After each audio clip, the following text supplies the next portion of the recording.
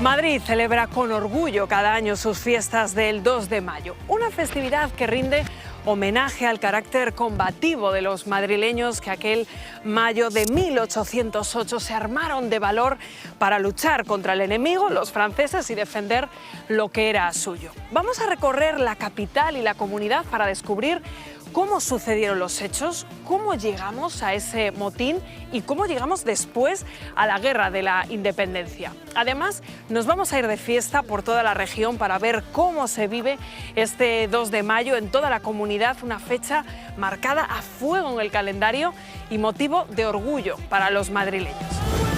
Los que conocéis la historia del 2 de mayo, hoy vais a ver lugares que hasta ahora solo podíais imaginar. Y quien no sepa por qué este día es tan importante para Madrid y para España, descubrirá cómo la historia es una aventura llena de intrigas y pasiones que ni el mejor novelista podría igualar. Cómo un pueblo sometido es capaz de enfrentarse a los invasores sin casi más armas que sus manos y el corazón. El 2 de mayo es nuestro día, la noche en la que Madrid quiso ser libre. Hoy en Desmontando Madrid, desmontamos el 2 de mayo. Bottles of faithful and faultless. My kingdom won't fit in your pocket. This is the last time I find you and I together.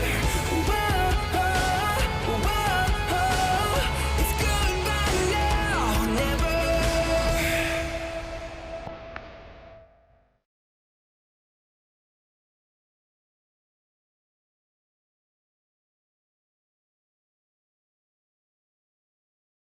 El 2 de mayo es sinónimo de fiesta y orgullo madrileño para cualquier habitante de Madrid, porque el Día de la Comunidad coincide con el origen de la Guerra de la Independencia contra los franceses. Hoy vamos a recorrer todos los rincones del centro de la capital, donde los símbolos de lo ocurrido aquella noche del 2 y del 3 de mayo están en cada esquina.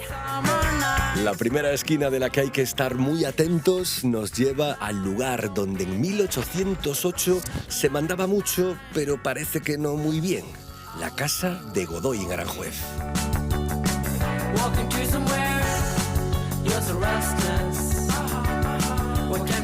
Estamos en Aranjuez y te voy a explicar un poquito el por qué estáis ahora mismo aquí. Sin Aranjuez no se puede entender el 2 de mayo. Nos tenemos que ir un poquito antes en el tiempo, nos tenemos que ir en concreto al mes de marzo. 17, 18 y 19 de marzo. Antes de nada tenemos que entender que aquí tiene una gran importancia dos personajes. Manuel Godoy, primer ministro de Carlos IV, entre otros muchísimos títulos que le dio el rey. Y por otro lado vamos a tener a Napoleón, conocido por todos. ¿Y qué pasa con Napoleón? Busca conquistar Portugal por la espalda, en vez de por el Atlántico, que era donde Portugal lo tenía controlado, hacerlo desde la espalda, que Portugal no se lo iba a esperar. Se firma el año anterior el denominado Tratado de Fontainebleau, por el cual se permite entrar en torno a 25.000 soldados franceses de los Pirineos hacia Portugal. ¿Qué es lo que pasa? Que Napoleón ya llevaba en mente que ya de paso pues se quedaba en España. ya que consigo colar los soldados, ¿no? Empieza a hacer algo más. Vale, y ahí me has hablado de Godoy. Sí. ¿Qué importancia, qué papel juega él en este contexto que nos Pues que es que él es quien firma el Tratado de Fontainebleau. Entonces, a él, todos los nobles y también finalmente el pueblo le acaban culpando de que los franceses hayan entrado en España. Porque Portugal se va a partir en tres y la zona de los Algarves al sur va a ser para Godoy, es decir, que sale muy bien parado en todo esto. Godoy teme por los reyes, las tropas francesas van bajando del norte hacia el sur, teme por ellos y les dice: majestades, dejen Aranjuez, el sitio de la primavera de los reyes, y váyanse para Andalucía. Y si la cosa se pone incluso peor, barquito para las Américas. O sea, Godoy es el que le da a los reyes la idea de váyanse de aquí, que esto se pone feo. Ahí estamos.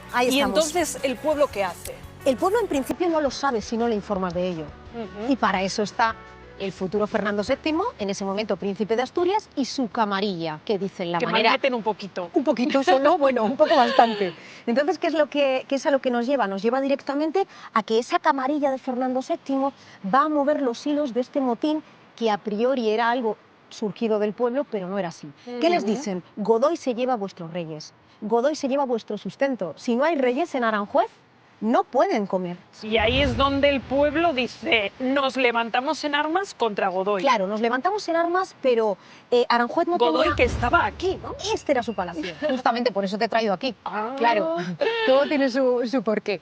¿Y qué es lo que sucede? Pues directamente tenemos una idea de una sublevación popular, pero no pudo ser porque Aranjuez no tenía una población suficiente para montar una buena. Entonces vienen gentes de otros lugares, siempre se dice que pagadas, y el ambiente caldeadito con buen vino, porque los habitantes que trabajaban para las jornadas reales de primavera en Aranjuez no eran lo suficientes para montarla fuerte, que era lo que quería Fernando.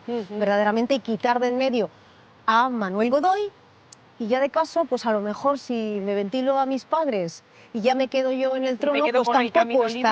tampoco está mal. Para jugar bien esta partida necesitamos conocer las caras de los protagonistas. Carlos IV llevaba 20 años reinando en España, pero quien mandaba no era él. Tampoco su hijo, el futuro Fernando VII, que empezó siendo el deseado y acabó como el rey felón. Este hombre fue la clave del 2 de mayo. Manuel Godoy, ministro universal y muy cercano a Francia y a Napoleón. Y ahí lo tenéis. Sus ansias de dominar el mundo se cruzaron con España y con Madrid, a donde envió a este hombre para entrar a sangre y fuego, Joaquín Murat, su cuñado, que quiso ser nuestro rey, pero Napoleón escogió a este otro hombre, su hermano, José I o Pepe Botella. ¿Y cómo nos tenemos que imaginar ese momento del motín, Leticia, con lo que nos estás Pues, contando, con sí. ese señor Godoy odiado por el pueblo, agazapado aquí dentro? Sí. Bueno, pues parece ser que el 17 de marzo la cosa estalla en el palacio. Las gentes entran directamente al patio de armas. ¿Por qué? Porque en aquella época la verja que hoy en día cierra el patio no existía, por lo tanto pueden entrar No tenían directamente. parapeto, camino recto Ahí para entrar estamos. hasta la cocina. Justamente. ¿Y qué pasa? Pues viendo que no tienen respuesta en el palacio, deciden acudir a la casa de Godoy, ¿vale? Aquí en principio no encuentran a Godoy y se dice, parece ser, que se escondió en la zona del desván entre varias alfombras. Godoy escondido entre alfombras. Sí. Esto es maravilloso. Sí, aquí eso dentro. es lo que se cuenta. Y se dice que no pudo ser apresado hasta 2 días después, el 19 de marzo. Y una pregunta, Leticia, ¿Godoy estaba solo cuando estaba No, ahí? no, está clarísimo. Godoy estaba con sus 2 mujeres. Sus 2 mujeres que, claro, ¿quiénes eran? ¿Quiénes eran? Pues por un lado tenemos la oficial, que era María Teresa de Borbón y Vallábriga, que no era otra que la prima del rey, que el rey Carlos IV lo había hecho directamente. ¿Para qué? Pues para que Godoy no fuese mal visto por los nobles. Le había dado títulos de grandeza de España, le había colocado en lo más alto y a su vez le había casado con su prima. Ajá, también para darle una posición. Completamente. Entonces tenemos a la oficial y, luego a la amante. de verdad, a la amante, a la que verdaderamente se quería. ¿Qué es? Pepita Tudó. Muy bien. Entonces él estaba con Pepita Tudó Sí. y su mujer aquí dentro. Sí. ¿Y con ellas qué pasó entonces? Y parece ser que a estas mujeres como que no se las trató de igual manera como se quería tratar a Godoy, puesto que pensaban que no tenían nada que ver. Que no tenían Es la más, culpa, ¿no? A la hija de Godoy y a la propia María Teresa de Borbón y Vallábriga se la llevaron hasta el palacio a los gritos de la blanca paloma y demás, como que ellas eran completamente inocentes de lo que pasaba. Bien es cierto que en esta película el malo siempre va a ser Godoy y los buenos van a ser quienes no sean Godoy, en este caso su propia esposa. ¿Pero qué pasa con Godoy, que le habíamos dejado escondido Sí, entre ahí alfombras en está. ese desván? Pues que tiene que salir porque tiene sed y es cuando lo capturan. Sí que es cierto que la gente pues que no lo quería, así que bueno, pues le van a dar bien. Así le van a es. dar bien. O sea, lo capturan Sí, y sí, se sí. ceban con él. Sí, pero hasta el punto de no matarlo. No matarlo, ¿por qué? Pues porque podía ser una buena moneda de cambio. Ajá. Y así fue. Y finalmente hemos de tener en cuenta que la relación que había con el rey Carlos IV y la reina María Luisa de Parma era muy intensa. Entonces ellos temen por su amigo, porque verdaderamente Claro, Sí. esto empezaba con Claro, que era una claro. persona de confianza, ¿no? Completamente, completamente. Entonces, ¿qué pasa? Pues que se cuenta que en cierto sentido también, al margen de otros elementos históricos, también dicen que Carlos IV pudo abdicar por salvar a su amigo, entre otras muchas cosas, y que también Fernando se valió de eso, de decirle, padre, aquí tienes a tu amigo, Si quieres que tu amigo se mantenga con vida, entre otras muchas cosas, abdica, que es lo mejor que podrías hacer. No es así como tal, como se plantea, pero para poder entenderlo es algo parecido a lo que sucedió. Nunca pensó Godoy cuando con 17 años llegó desde Badajoz para ser guardia de corps, el cuerpo que protegía al rey, que llegaría tan alto. Y seguro que no pudo imaginar que acabaría escondido entre alfombras para no ser capturado.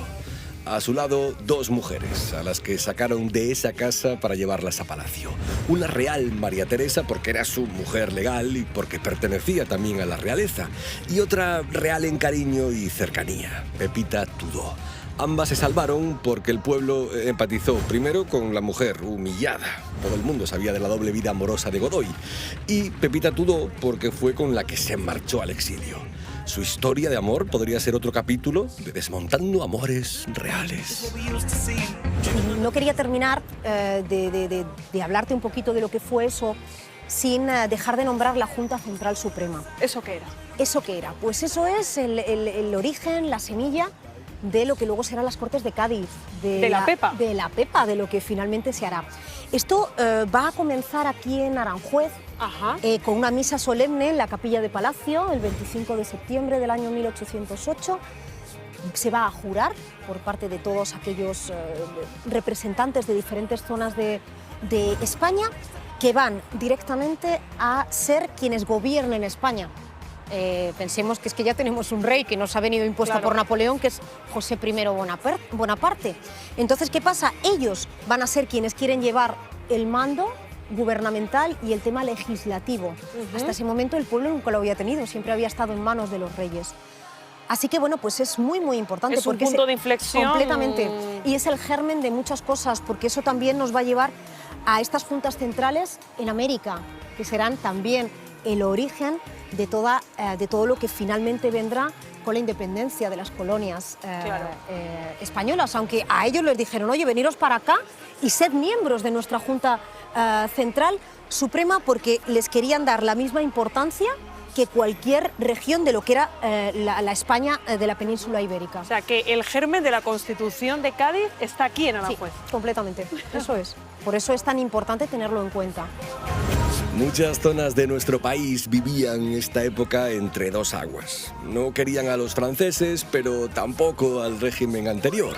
Por eso empiezan a tener poder las juntas, en Valencia, en Galicia, en Asturias o en Sevilla, que tampoco estaban del todo de acuerdo, pero sí llegan a un mínimo del que nace esa Junta Suprema Central de Aranjuez, que tras muchos vaivenes podemos decir que fue la semilla de la convocatoria de las Cortes en Cádiz y del Viva la Pepa en 1812.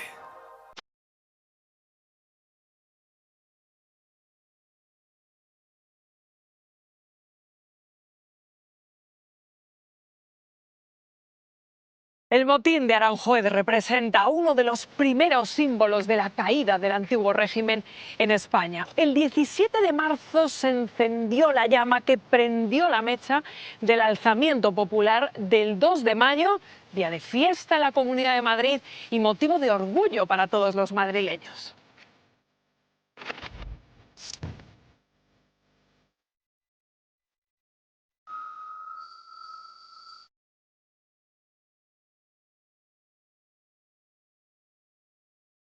María, ¿por qué estamos aquí en el Palacio Real de Aranjuez y qué pasó la noche del 17 de marzo? Pues mira, es porque la noche del 17 de marzo, cuando se estaba asaltando el Palacio de Godoy, una de esas turbas decide venir aquí al patio de armas de Palacio, Aquí donde estamos, y imploran que salga el monarca a hablar para ellos. Aquí todos arremolinados y claro, esa noche, ¿cómo fue para el pueblo de Aranjuez? Pues mira, el pueblo de Aranjuez en ese momento no había tantos habitantes como la gente que se amotinó. O sea, que vino gente que no era de Aranjuez para hacer bulto en el motín. Efectivamente, así. Y con el objetivo de que triunfara, imagino, ¿no? Cuanta más gente, más presión. Más presión para los monarcas para que finalmente pues, se destituyera a Godoy. ¿Cómo consiguen en ese momento los monarcas aplacar, ¿no?, esa sed de venganza, de sangre que tenía el pueblo? Pues a ver, conseguirlo no mucho, porque cuando empezaron aquí a proclamar que saliera el monarca, el que sale va a salir el príncipe de Asturias, el príncipe Fernando VII, y les comenta que, bueno, que su padre se encuentra un poco intranquilo por la situación y que no va a salir. Y finalmente, pues se mete otra vez a palacio. Y María, ¿qué importancia tiene esta explanada de este palacio para estas fiestas que cómo se han ido celebrando a lo largo de la historia? Pues mira, justamente las celebramos, en vez de en marzo, las celebramos el primer fin de semana de septiembre. Son las fiestas del Motín, son consideradas las primeras fiestas internacionales de la Comunidad de Madrid desde el 2014. Y aquí lo que hacemos es una representación teatral sobre todo lo que es el motín. No había frente a palacio ni campesinos, ni trabajadores, ni siquiera soldados bien armados. La revuelta parece que estaba tan pactada por el hijo del rey y su camarilla que los propios nobles llevaron a sus empleados para generar más ruido que nueces. Si no quieres sangre, le dijo el hijo a su padre, mejor que caigáis Godoy y usted, majestad. Y majestad le dio las orejas al lobo, su propio hijo.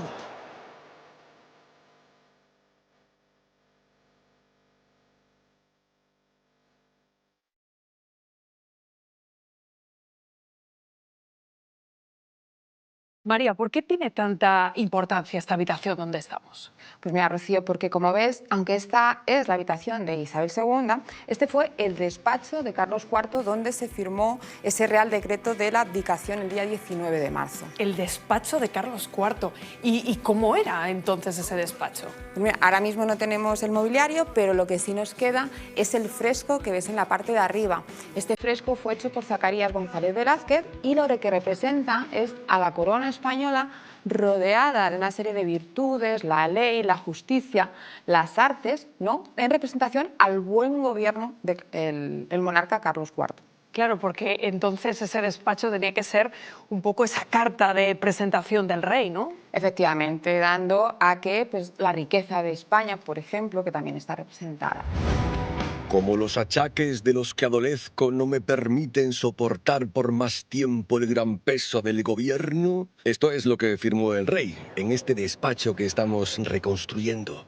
Imaginadlo aquí, frente a su hijo, teniendo que abdicar. En mi heredero y mi muy caro el príncipe de Asturias, es mi real voluntad que sea reconocido como rey y señor natural de todos mis reinos. Y firma aquí, por favor. Y de rodillas fue investido rey Fernando VII. Y María, en este despacho que nos acabas de describir, ¿cómo se gesta esa abdicación de Carlos IV? Pues mira, Carlos IV ya se había quedado sin su mano derecha, sin Godoy, porque estaba apresado.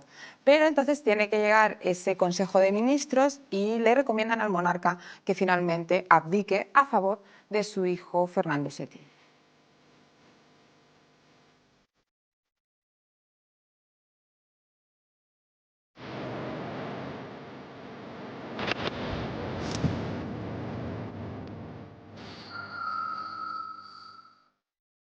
Pues mira, Rocío, te traigo aquí a Madrid al Palacio de Godoy que tenía aquí en la capital. Ajá, porque venimos de Aranjuez, entonces aquí es donde vivía Godoy, en Madrid, la capital, ¿no? Obviamente.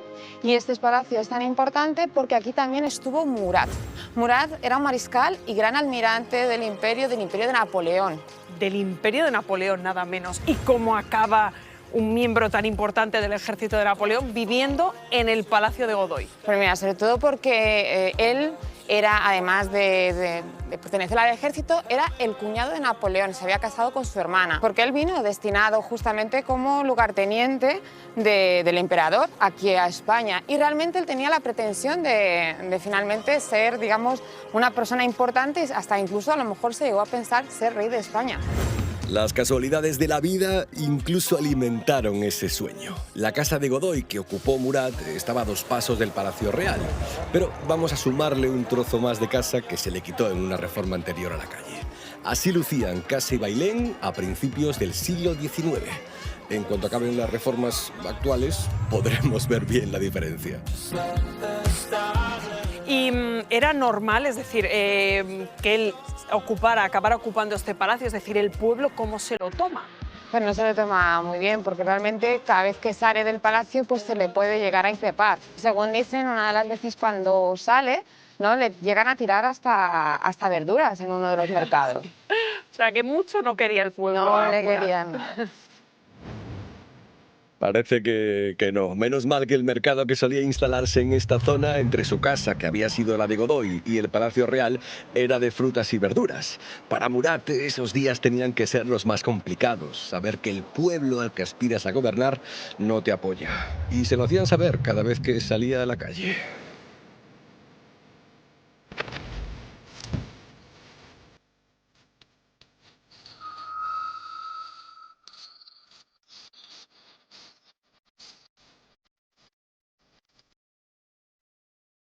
Bueno, María, estamos en la Plaza de Oriente, sabemos que el motín empezó aquí, pero ¿qué pasaba en ese momento en Madrid? ¿Cómo estaba el pueblo? Pues mira, el pueblo ya estaba cansado, ¿no? Ya llevaban muchas semanas aquí los franceses, ¿no?, ese yugo, y lo que van a hacer realmente es levantarse contra el opresor francés, ¿no? Ya empieza aquí ese 2 de mayo. Había un run ya muy importante, Madrid no podía más, ¿no? No podía más, y además porque ya sabían o se rumoreaban que se estaban llevando ya o se quería llevar ya a los últimos miembros que están aquí en Palacio, se los querían llevar a Bayona. O sea, los reyes estaban aquí y se los querían llevar. Estaban justamente dos miembros que ya les faltaba, una era la reina de Etruria, ¿vale?, la hija mayor de Carlos IV, y el pequeñín, el infante Francisco de Paula, con 14 años, estarían también aquí.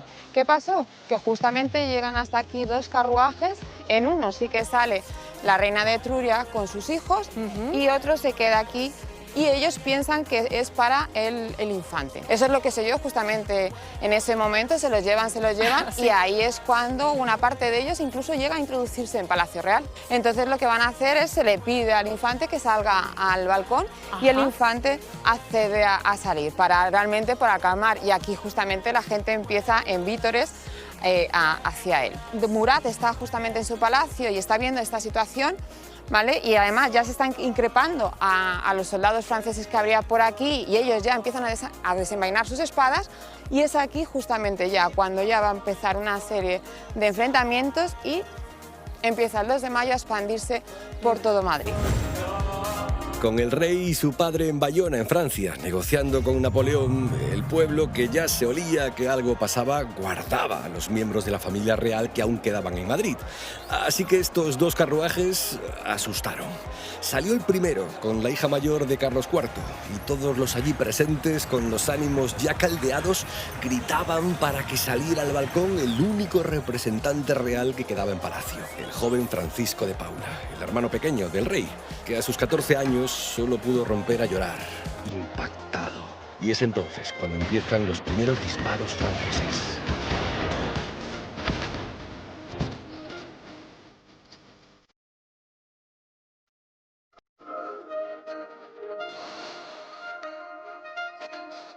Estamos, María, en unas horas en las que el pueblo de Madrid está soliviantado, aquí se respira revolución. Estamos en el Arco de Cuchilleros. ¿Por qué en ese contexto era importante, fue importante este lugar? Pues mira, porque se cuenta que justamente ahí atrás que tenemos un púlpito, un fraile, el fraile Antonio, alentó a las masas del pueblo a que lucharan contra los franceses. Además, decirte que justamente aquí atrás también tenemos la cárcel de la corte.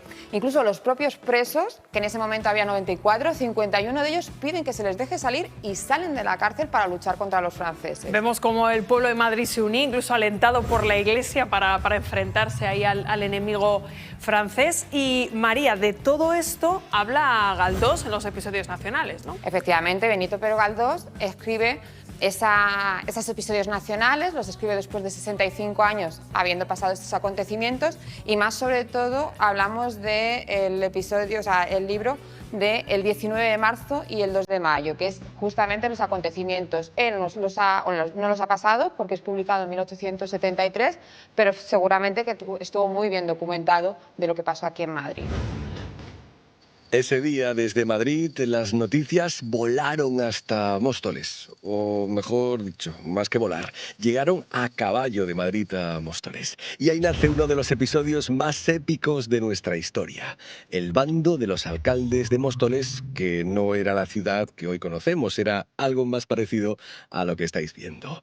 Desde allí llamaron a defender Madrid proclamando la independencia frente a los franceses y pidiéndoles a los habitantes de la ciudad que acudieran a defender Madrid y la libertad, movilizando como pudieron tropas y voluntarios.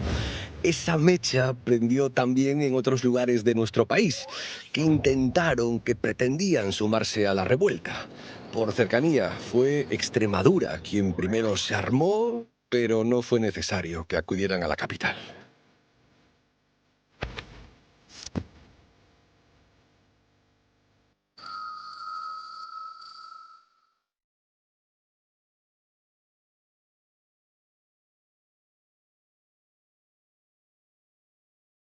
María, venimos de la Plaza de Oriente, pero ¿por qué se convierte en un lugar tan importante esta Puerta del Sol?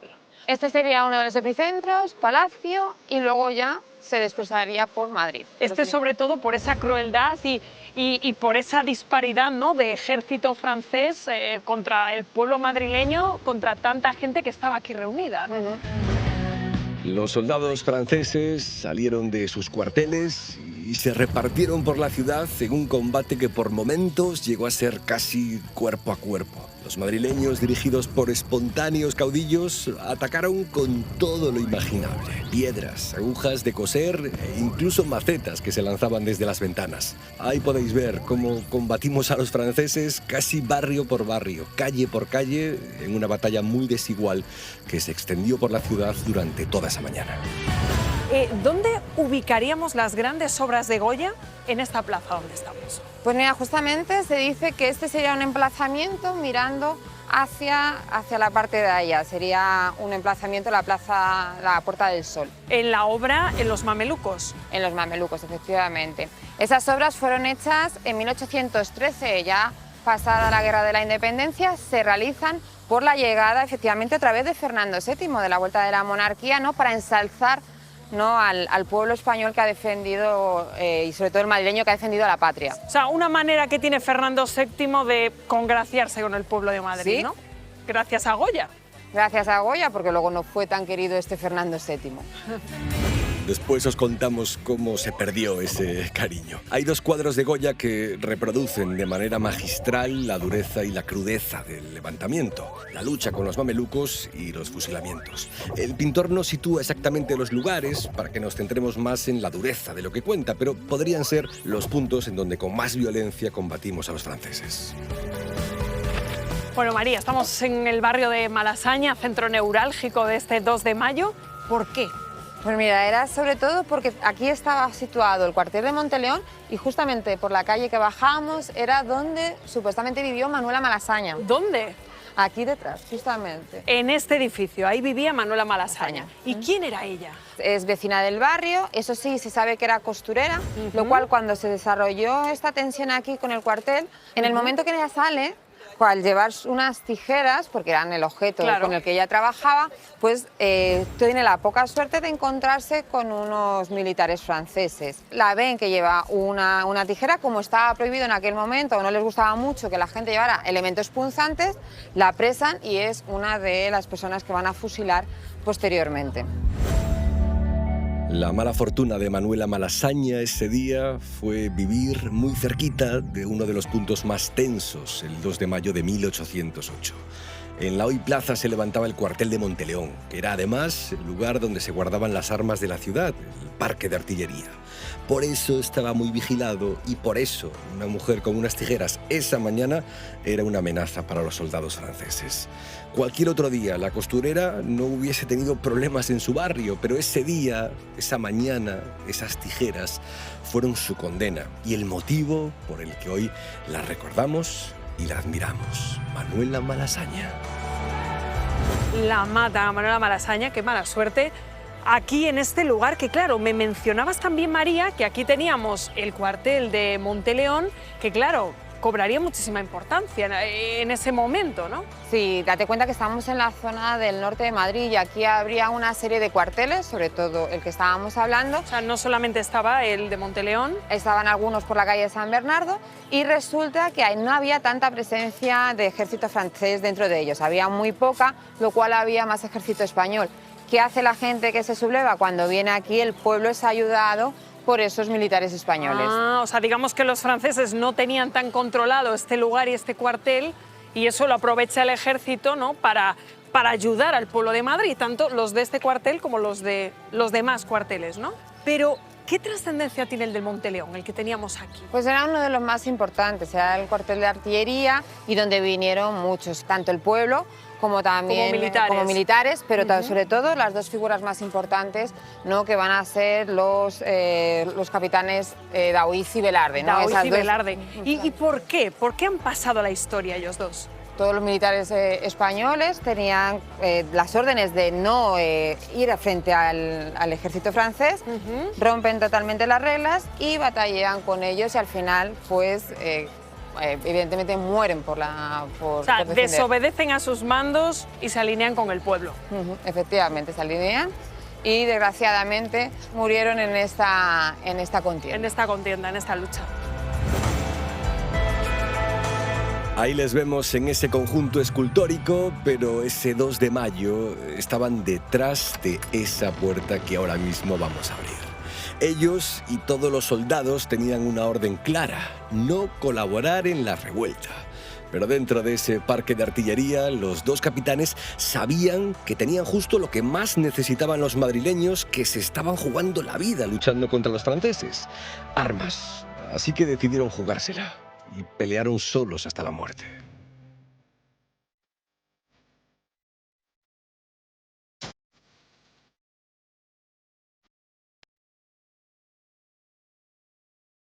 Muchas son las leyendas e historias reales que existen sobre la madrugada del 2 al 3 de mayo en Madrid. La cifra de muertos en los dos bandos, español y francés, forman parte ya de la idiosincrasia de los madrileños. El pueblo luchó con uñas y dientes para defender lo que era suyo. Mujeres y niños se convirtieron en combatientes de un ejército completamente improvisado. En la memoria de Madrid estará siempre lo sucedido aquella madrugada del 2 de mayo.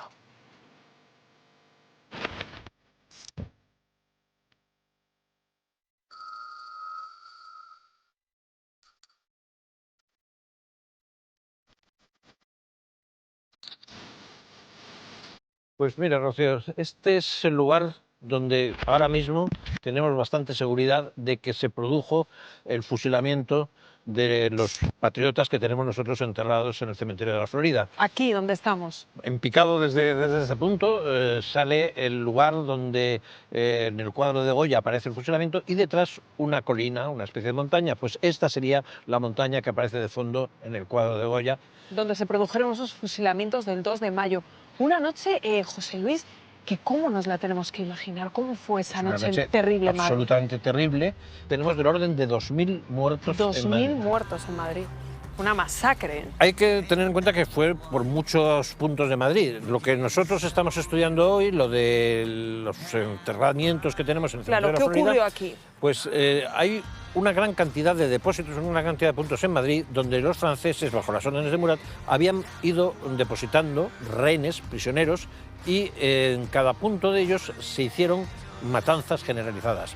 En el que nos ocupa a nosotros estaban encerrados en los sótanos del Palacio de Godoy, que ocupaba Murat como residencia. Llegan aquí de madrugada, eran 44 en total los que llegan, y de esos 44 hay uno de ellos, que es un asturiano, Juan Suárez, que se hace el muerto cuando empiezan a sonar las descargas de fusilería y escapa. Y él cuenta en un documento que se conserva en el archivo del Ayuntamiento de Madrid, cuando acaba la Guerra de la Independencia, él cuenta que echa a correr cuesta abajo. Tiene que saltar unas vallas y trata de refugiarse en la ermita de San Antonio de la Florida. Allí no le dan asilo y se va hasta la ermita del puerto, de Santa María del Puerto. Y finalmente huye, le pierden, aunque le hieren cuando lo persiguen y demás los franceses, sin embargo consigue huir.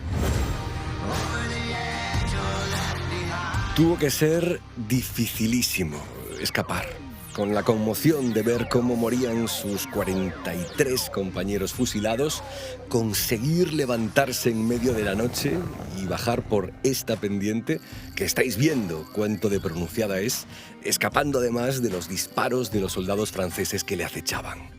Y si ya conseguir bajar a pie esos metros es difícil, no lo es menos llegar desde ahí primero hasta la iglesia de la Florida, donde no le acogieron, y continuar la escapada hasta llegar a la ermita de la Virgen del Puerto. Todo el siglo XIX hay una gran cantidad de versiones contradictorias. Unos dicen que es en la montaña donde está el templo de Devot actualmente, el fusilamiento, otros dicen que en la Plaza de España, otros dicen que en el propio cementerio de la Florida, en fin, en aquel momento, como todas las leyendas que acompañan al cuadro de Goya, que Goya había visto con un catalejo desde su casa, todo eso es mentira. Entonces, pero a lo largo del siglo XIX, que es el siglo del romanticismo, es la culminación del espíritu novelesco, etcétera, etcétera, pues ahí ya se hicieron toda clase de variaciones, permutaciones y conmutaciones. Pero gracias a este testimonio sabemos que fue aquí. Fue aquí, perfectamente, y que eran 44 los muertos, eso lo sabemos por los cadáveres que se han encontrado, y de esos 43 muertos, porque Juan Suárez no cuenta, de esos 43 hemos recuperado el nombre de algunos, nada más. ¿Alguna mujer? Ninguna. Se ha dicho durante todo el siglo XIX que Clara del Rey estaba entre los difuntos que teníamos nosotros enterrados en el cementerio de la Florida, pero eso no es cierto. Tiene su origen el error en que Clara del Rey estaba enterrada en el cementerio que era propiedad de una cofradía, la Cofradía de la Buena Dicha, víctimas del 2 de mayo, que es la que se ocupó de enterrar también a los nuestros, a los del cementerio de la Florida, y las que organizó sus exequias y sus homenajes durante muchos años. Pero Clara del Rey estaba enterrada en el cementerio de la propia cofradía y no en este. Y José Luis, ¿quién era Clara del Rey? Clara del Rey era una mujer del pueblo, sin más, no tenía ninguna relevancia. Lo que pasa es que, al igual que Manuela Malasaña, que era costurera... Claro, es que a Manuela ¿no? Malasaña Sí. como que la conocemos más, ¿no? No, pues de Clara del Rey no hay muchos datos. Lo único es que también fue asesinada por los franceses por encontrarse en esto. Hay una presencia de la mujer llamativa en la Guerra de la Independencia, no solo en la sublevación. Claro, porque del 2 el de mayo. pueblo se sublevó todos, ¿no? Mujeres, Sí. niños, todo el pueblo de Madrid. La mujer tuvo, la condesa de Bureta, Agustina de Aragón, tuvo una importancia grande. Y entonces eso hay que tenerlo muy presente también, que la inmensa mayoría de los participantes fueron varones, pero hay mujeres muy relevantes en toda la Guerra de la Independencia. Y José Luis, me hablabas antes de la crueldad de Murat, ¿no? De su ambición sin límites. ¿Cómo nos tenemos que imaginar esas calles de Madrid, Claro, Murat... esa madrugada, ¿no? Con ese ejército sin contemplaciones? Horrible por la noche, las familias buscando a los desaparecidos, que de momento y optimistamente se pensaba que eran solamente desaparecidos, y que no les dejaban los franceses acercarse a la gran cantidad de piras de muertos que habían organizado. O sea, no dejaban a la familia que se nada. acercaran a sus muertos. Ni a los muertos, ni tan siquiera si había supervivientes, a socorrer a los posibles supervivientes. No se podía acercar a nada.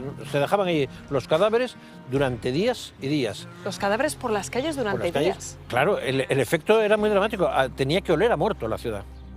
En distintos puntos había bloques de 40, 50 personas muertas, y eso al cabo de los días terminaba impregnando toda la ciudad de olor a muerto.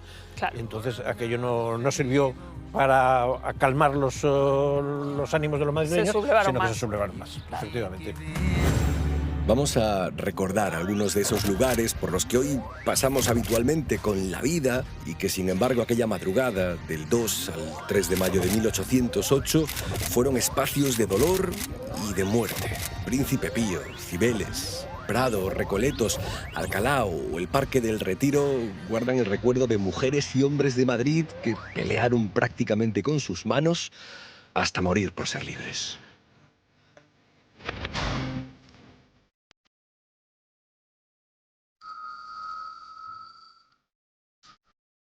José Luis, ¿cuál es el origen de este cementerio? Es una cuestión curiosa. El rey Carlos IV, en 1792, tenía un proyecto que era unir el Palacio Real de Madrid, el Real Sitio que supone el Palacio Real de Madrid, con el Pardo. Y había ido comprando fincas que son las que dan nombre a esta zona. La Florida, la Montaña del Príncipe Pío, la Moncloa. Esto, lógicamente, tenía una función lúdica, de festejos, religiosa, con la ermita de San Antonio decorada por Goya, pero también era tan grande que tenía una función económica, ya que había una explotación agropecuaria con sus correspondientes empleados. Pues en aquel momento hay un avance social, que es que estos empleados tienen el privilegio de que el rey pone a su disposición este espacio donde un estamos, camposanto, ¿no? un cementerio donde enterrarse. Pero, José Luis, en la noche del 2 de mayo, ¿qué importancia tiene que este cementerio esté precisamente aquí? El encargado de la finca escribe a la mayordomía mayor de Palacios diciendo que un grupo indeterminado de cadáveres están en una acequia, no permiten el paso del agua para regar y que él necesita regar la finca. Qué barbaridad. Entonces le contestan de Palacio que van a pedirle permiso a los franceses para remover este problema que hay en la acequia. El día 12 de mayo es cuando finalmente la Cofradía de la Buena Dicha y Víctimas del 2 de mayo, que es la que organiza estas exequias, los lleva a la ermita de San Antonio y una vez dicho ese funeral solemne en la ermita de San Antonio, se les trae aquí, porque este cementerio ya existía desde el año 1792 y era lo adecuado enterrar aquí a estas víctimas.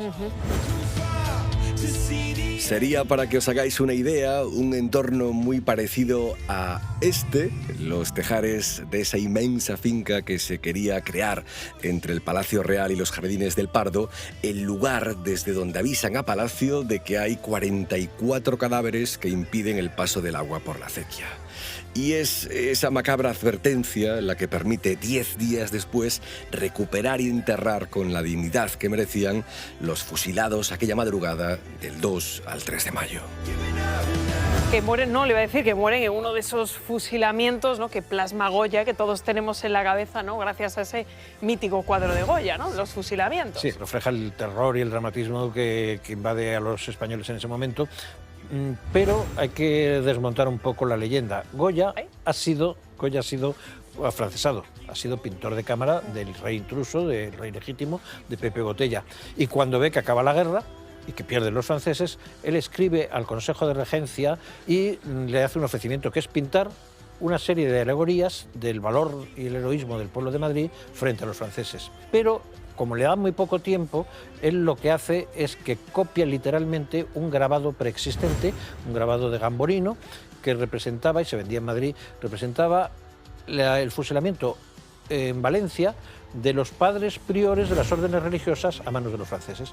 Y lo que era un cuadro en el que aparecían los mercedarios, los franciscanos, los dominicos, él los viste a todos ellos de paisano, menos un Photoshop ahí, menos a uno de ellos que mantiene como fraile, pero no es por respetar el grabado original, es porque efectivamente entre esas víctimas estaba documentada la existencia del padre Francisco Gallego. Pero entonces, José Luis, por lo que me estás contando, tenemos que deducir que el cuadro de los fusilamientos es un plagio. A grandes rasgos, sí. Es decir, la composición está totalmente plagiada. Luego ya el efecto del claroscuro, del dramatismo, las expresividades de los rostros de Goya, efectivamente, en muy pocos trazos lo resuelve divinamente. Hay una anécdota curiosa con respecto al cuadro, y es que lo pidieron los franceses del Louvre para exponerlo en el Museo del Prado, pero está tan mal preparado por las prisas que tenía Goya para acabarlo, que no resistiría el viaje a Francia. Y entonces se negó el permiso de aquella exposición. Es una pena. El embajador de España en Francia estaba ilusionadísimo porque decía: voy a ver el cuadro de Goya en los Campos Elíseos, y los franceses avergonzándose de su actuación. Y no pudo ser por el mal estado que tenía el cuadro, por esta rapidez con la que se pintó. No me dejéis a mí esta responsabilidad. Casi mejor os propongo que os fijéis vosotros en lo que vamos poniendo y quitando comparando a las dos obras, y que sean vuestros ojos y cerebros los que decidan qué es cada cosa. Y si Gamborino y Goya coinciden, o hubo, digamos, algo más que inspiración.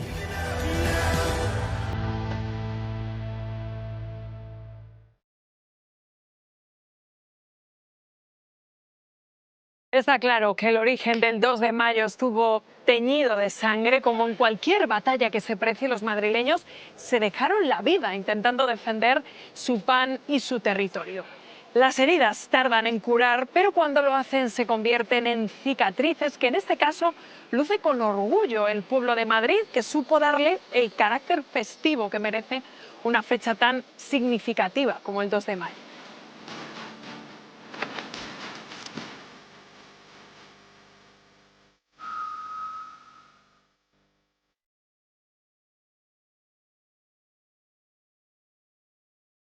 Y María, ¿en qué momento estas fiestas del 2 de mayo, de esta tragedia nacional, pasan de ser eso, una tragedia, a estas fiestas que celebramos todos los años? Pues mira, la primera celebración va a ser en 1908, cuando pues van a ser un poco austeras, van a ser sí que dedicadas a esas víctimas de la tragedia. Luego ya más o menos en los años 70 y 80 van a ser castizas, se van a hacer una serie de celebraciones por Madrid y luego ya pasaríamos a la actualidad, donde más estas fiestas se festejan en la vecindad. Es la propia vecindad la que se encarga de engalonar lo que es el barrio de Malasaña. Me insistes mucho en esa fecha del centenario, 1908.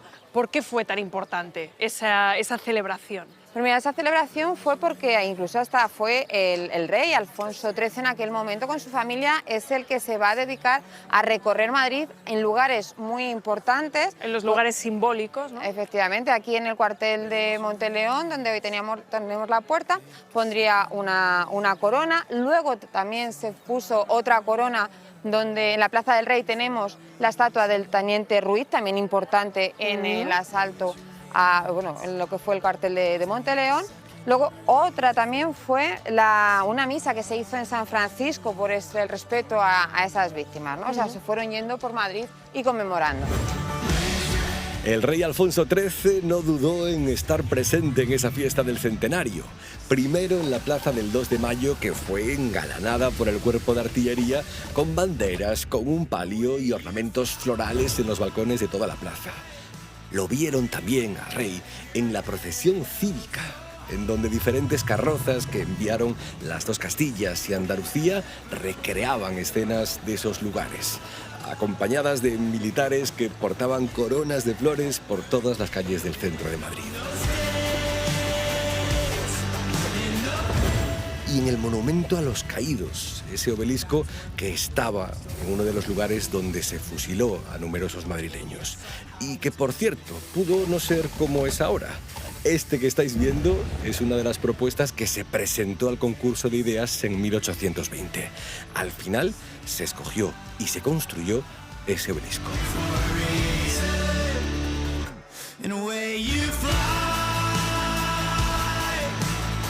Nos ha quedado claro que los madrileños sabemos defender lo nuestro con pasión, somos generosos y de todos es conocido nuestro espíritu acogedor y festivo.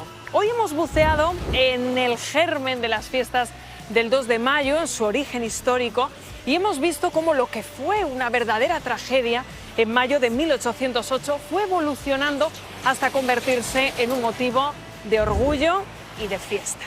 Celebremos el 2 de mayo como se merece. ¡Viva Madrid!